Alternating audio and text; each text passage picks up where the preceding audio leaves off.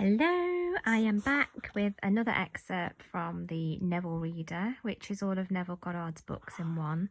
And today I'm going to be talking about attitudes, in particular a process or a method that Neville Goddard calls revision. He says that imagining creates reality, and when it comes to a person, if there's room for improvement, we can reconstruct them with new content, so we can visualize them as we would like to be. So in the sort of Neville's teachings, he says that everything is consciousness, everything is imagination, and reality is a reflection of our imagination. So really, if we hold a perception of somebody in our minds, that's who they appear to be. They reflect our beliefs about them, essentially. And so he says we can visualize them as we would like them to be, rather than have him bear the burden of our memory of him.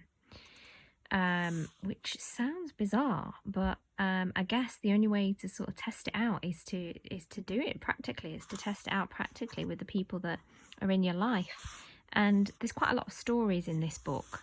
One of this story, I won't read the whole thing, but he talks about it's about a stranger and somebody else met a guy that had asked him for money, and he didn't have much money, but he gave him what was in his pocket, and then later he came by drunk.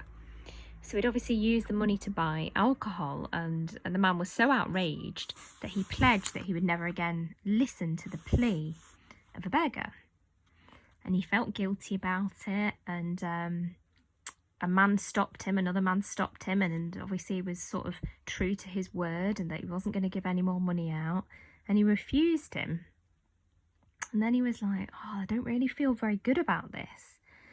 And he knew what Neville taught, so he decided in his imagination to remake that scene as he wished it had been.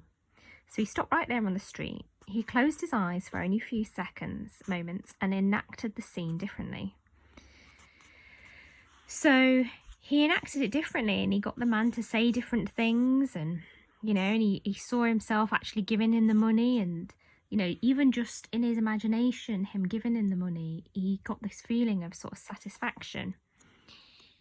And he says, I know from your teaching that an imaginal act is fact, so I knew I could grant anyone what he asked, and by faith in the imaginal act, consent to the reality of having it. 4 months later, he was walking his dog in the same place, and the same man approached him, opened the conversation, and he said, I don't suppose you remember me, but a while back I asked you for some money and you said no. I got a job that very next morning. I'm now on my feet and have some self-respect again. And he says, I won't deny there was immense satisfaction having him appear in the flesh to confirm it.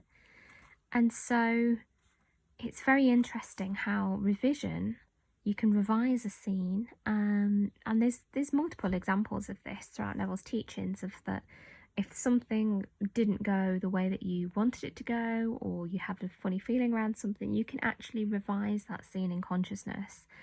And there's lots of weird and wonderful stories in here of people practicing it and trying it out.